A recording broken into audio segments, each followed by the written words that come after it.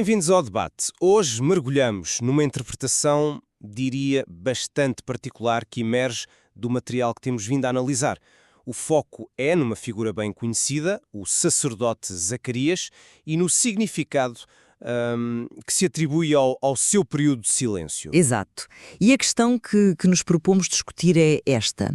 Será que o mutismo temporário de Zacarias, tal como é narrado nos textos evangélicos, representa verdadeiramente um ponto de viragem cósmico? Especificamente, será que marca o fim do sacerdócio levítico tradicional àquilo que uma corrente interpretativa chama o sacerdócio da letra e assinala, digamos, o nascimento de um novo tipo de sacerdócio, o sacerdócio da revelação, que estaria ligado à figura de Melquisedeque? E essa leitura provém de uma abordagem conhecida como teologia de impacto, que, segundo o material, insiste em ler estes eventos de forma muito concreta, não simbólica. Eu defenderei a perspectiva de que o silêncio de Zacarias é de facto esse momento de transição fundamental. É mesmo o ponto de ruptura entre duas eras sacerdotais. E eu, por outro lado, apresentarei uma visão alternativa.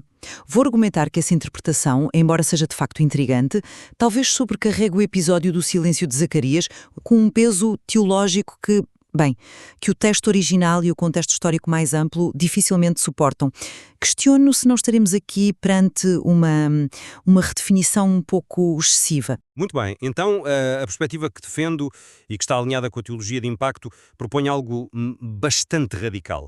Sugere que o verdadeiro período interbíblico, aquele tempo de silêncio divino, significativo, não corresponde aos habituais 4 séculos que se costuma apontar entre o Antigo e o Novo Testamento. Não. Em vez disso, esse período crucial é precisamente o tempo em que Zacarias esteve mudo. Este silêncio não é interpretado como uma mera ausência de som ou de palavra, mas sim como um evento apocalíptico denso, concreto. Seria a própria gestação da palavra divina no limiar do tempo humano. Seria, portanto, o instante em que o sacerdócio antigo, o levítico, já considerado decadente e formalista, o tal da letra, cessa a sua função primordial para dar lugar a um novo sacerdócio.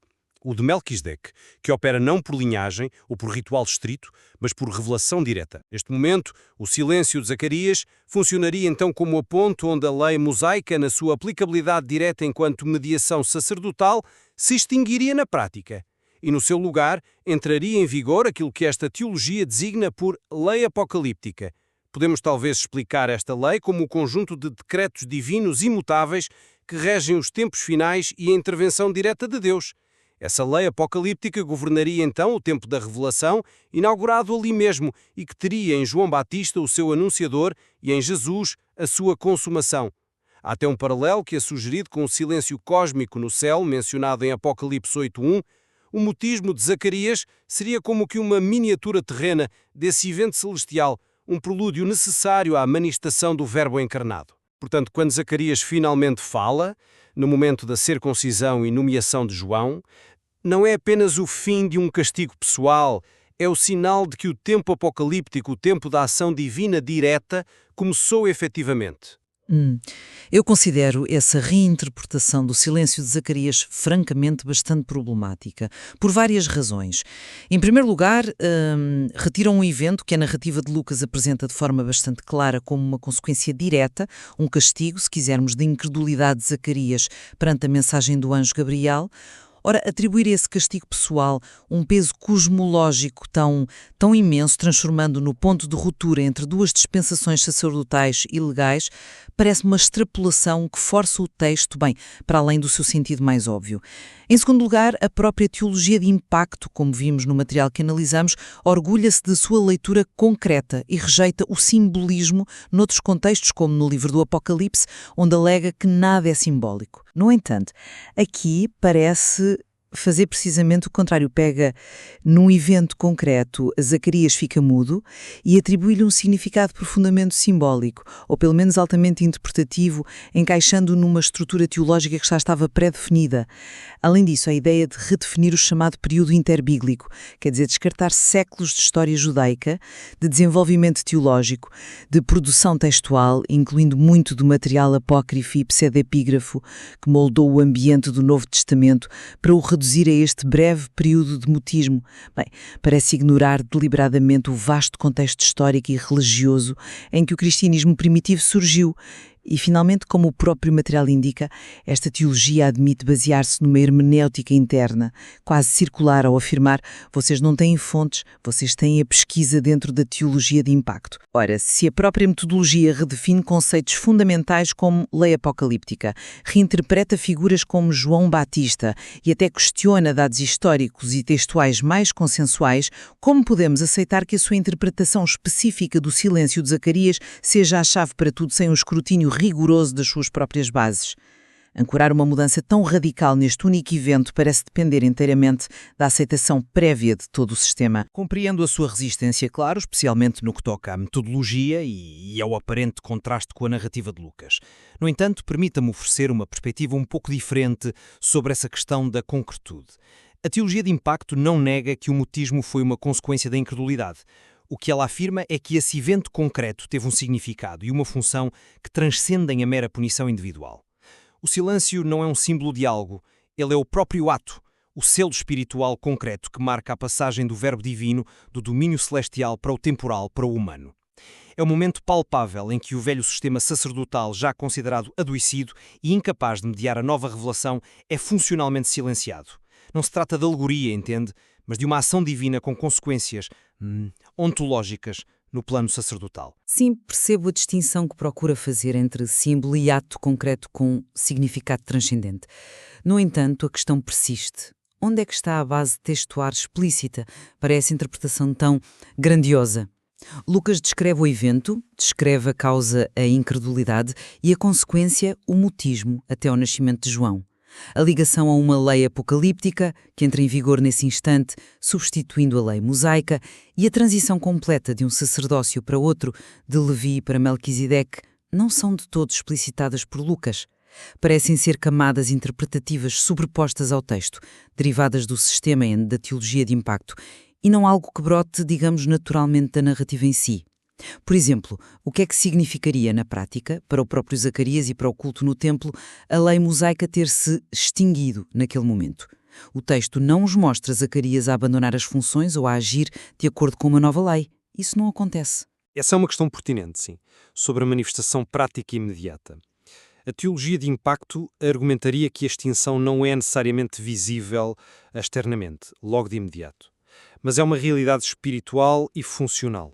Ou seja, o sacerdócio levítico perde a sua capacidade mediadora eficaz perante Deus naquele momento, mesmo que as formas exteriores continuem, por inércia. A eficácia passou para a nova ordem que se iniciava.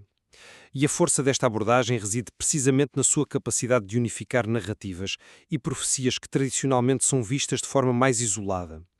Textos como Daniel, particularmente a profecia das 70 semanas, o Apocalipse de João e as figuras de João Batista e Jesus são lidos como uma sequência histórica e revelacional concreta e contínua. O silêncio de Zacarias torna-se o ponto zero indispensável. O momento em que a lei apocalíptica, a lei de intervenção divina direta e dos decretos finais, começa a operar ativamente no mundo. Isto prepara o terreno para João Batista, que nesta visão não é apenas um profeta, mas o sacerdote anunciador desta nova ordem de Melquisedeque, e para Jesus, o sacerdote que a consuma. A rejeição do período interbíblico tradicional é, portanto, uma consequência lógica. O tempo que importa não é o cronológico humano dos historiadores, mas o tempo apocalíptico, o kairos da ação divina que se inaugura ali. Essa unificação é, sem dúvida, um objetivo ambicioso de qualquer sistema teológico, claro. Contudo, a questão fundamental reside nos alicerces sobre os quais essa unificação é construída. Como já mencionei e como o material deixa claro, a teologia de impacto parece edificar a sua estrutura sobre reinterpretações bem radicais de dados históricos e textuais.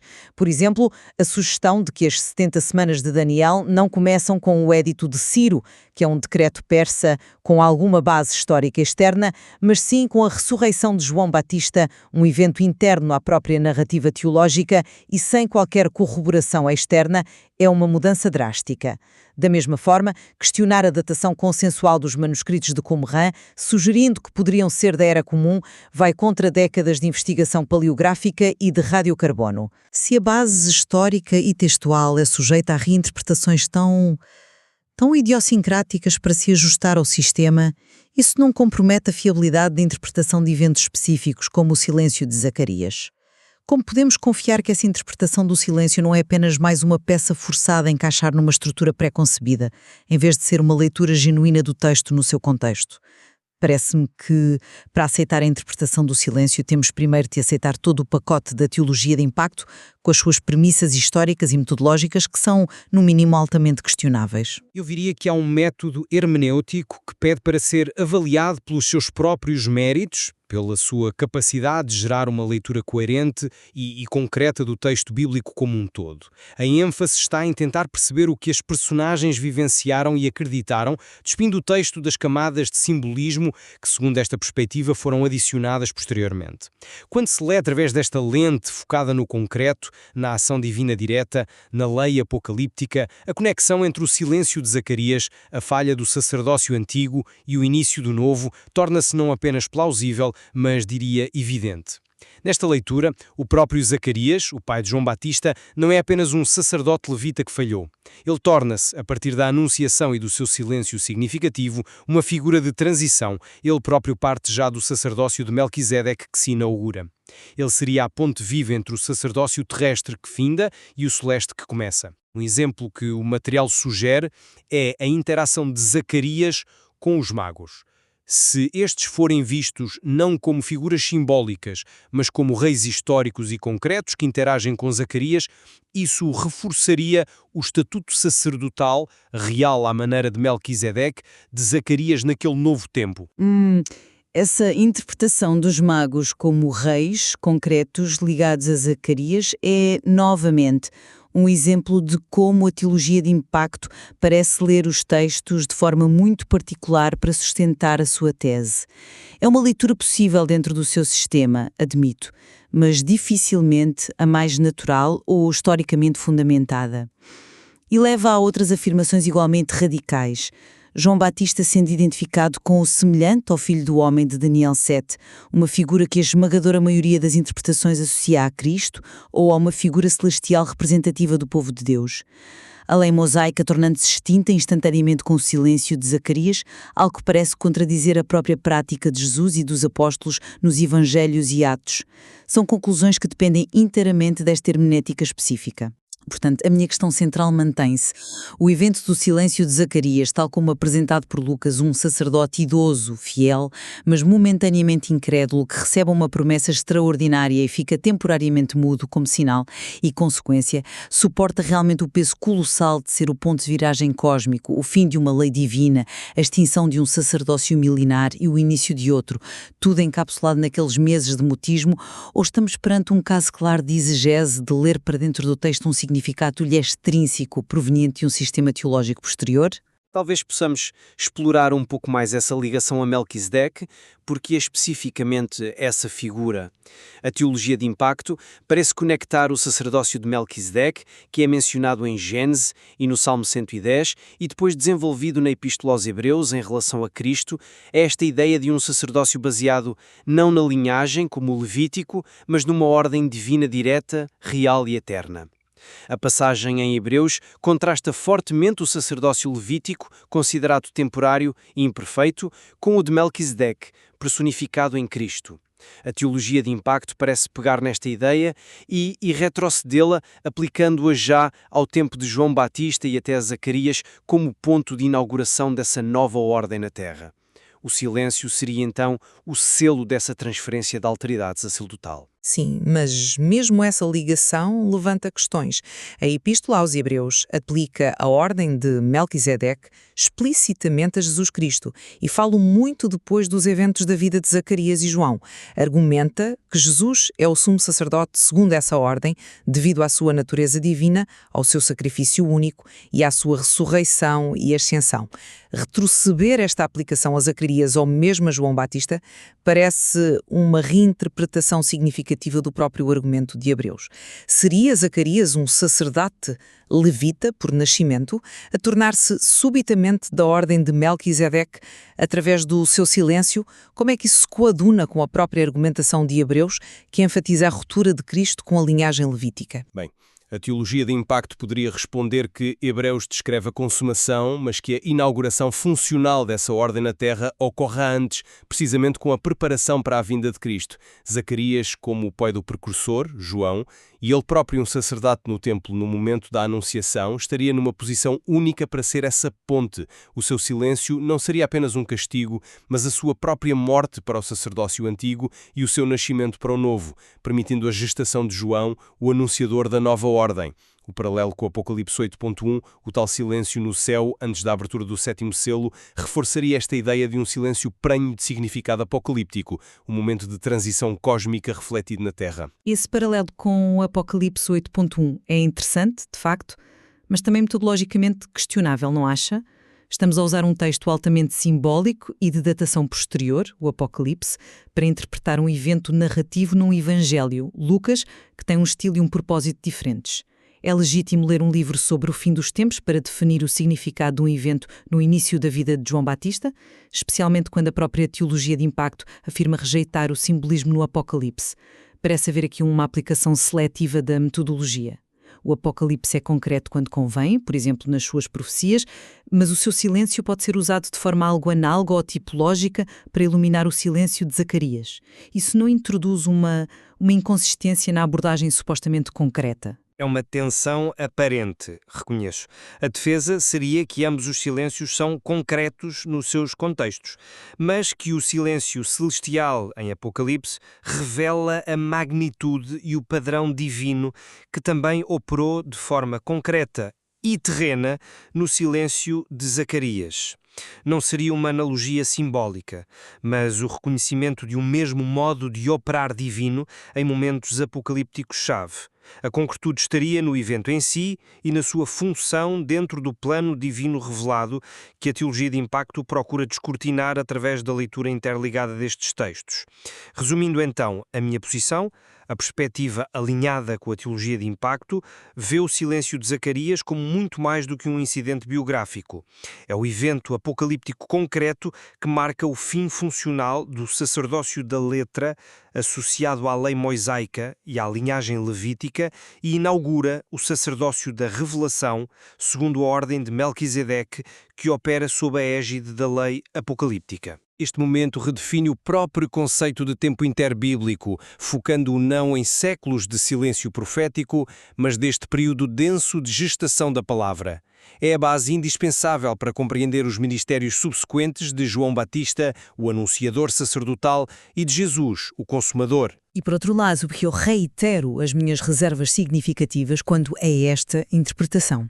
Atribuir um significado tão monumental, uma ruptura cosmológica e uma transição legal e sacerdotal absoluta a este episódio específico do mutismo de Zacarias parece-me de facto uma sobrecarga interpretativa.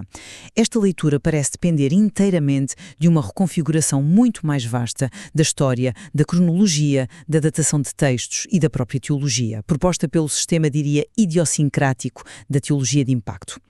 As bases metodológicas desta abordagem, nomeadamente a sua admissão de falta de fontes externas e as suas reinterpretações de dados estabelecidos, levantam sérias questões sobre a sua fiabilidade e tornam difícil aceitar esta visão específica do silêncio de Zacarias sem aceitar previamente todo o sistema que, francamente, carece de corroboração independente. Fica claro que a análise destas diferentes leituras do silêncio de Zacarias, tal como apresentadas no material que serviu de base a esta nossa discussão, exporem a profunda complexidade da interpretação textual e também da forma como diferentes sistemas teológicos podem atribuir significados vastamente diferentes a um mesmo evento. Sem dúvida. E esta troca de perspectivas demonstra que, para além do consenso aparente, há sempre espaço para leituras alternativas e que o escrutínio das premissas e das metodologias é absolutamente fundamental. Há certamente muito mais a ponderar sobre as implicações destas visões distintas, não só para a figura de Zacarias, claro, mas para a compreensão global da narrativa bíblica.